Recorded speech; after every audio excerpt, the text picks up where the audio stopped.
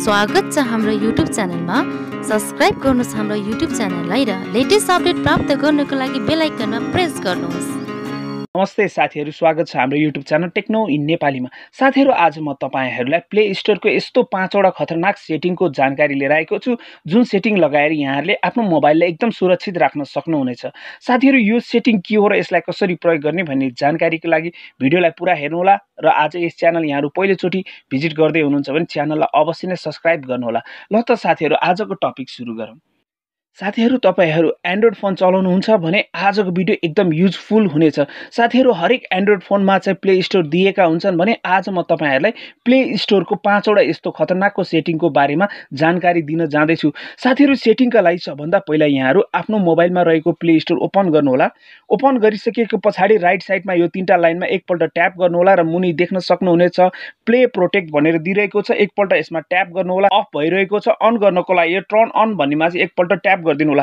Turn on भइसके पछाडी यसले के काम गर्दछ भने जति पनि एप्लिकेसनहरु यहाँहरुले आफ्नो मोबाइलमा डाउनलोड गरेर प्रयोग गरिरहनु भएको छ, ती एप्लिकेसनहरुमा भाइरस छन् भने यसले स्क्यान गर्दछ भने जति पनि एप्लिकेसनहरु आफ्नो मोबाइलमा हार्मफुल रहेका छन् भने ती हार्मफुल एप्लिकेसनहरुलाई डिटेक्ट गरी आफ्नो मोबाइलबाट हटाउने छन्। साथीहरु, दोस्रो सेटिङको लागि पनि यो तीनटा लाइनमा एकपल्ट ट्याप गर्नुहोला र यसमा सेटिङमा ट्याप गर्नुहोला। यहाँ देख्न सक्नुहुनेछ अटो अपडेट एप्स भनेर यो देख्न सक्नुहुनेछ। एकपल्ट यसमा ट्याप गरिदिनु होला र यहाँ दिइरहेका चेक लगाइरहेको छ ओभर वाइफाई ओन्ली भनेर दिइरहेको छ।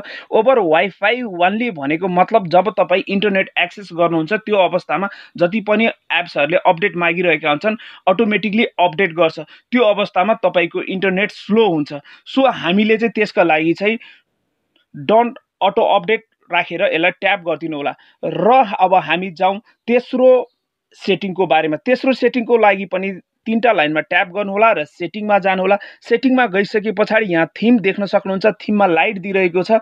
एकपल्ट यो थीममा चाहिँ ट्याप गर्नुहोला र लास्टमा देख्न सक्नुहुन्छ सेट बाइ ब्याट्री सेभर।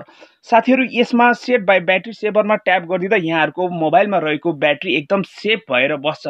साथीहरु, अब लागौं चौथो सेटिङतिर। चौथो सेटिङको लागि पनि यो तीनटा लाइनमा एकपल्ट ट्याप गर्नुहोला र सेटिङमा ट्याप गर्नुहोला र यहाँ मुनि स्क्रोल डाउन गर्न सक्नुहुन्छ र डाउन गर्नुहोला र यहाँ प्यारेन्टल कन्ट्रोल भनेर दिइरहेको छ। यो अप्सन अफ भएर बसिरहेको छ, यसलाई अन गरिदिनु होला। अन गर्नको लागि पिन पनि सेट गर्नु होला। जब तपाईहरुलाई चाहिन्छ त्यो पिन लगाएर फेरि अफ गर्न सक्नुहुन्छ। म यहाँ पिन सेट गर्दैछु, ओके गरिसकेको छु भने अहिले प्यारेन्टल कन्ट्रोल अन भइसकेको छ।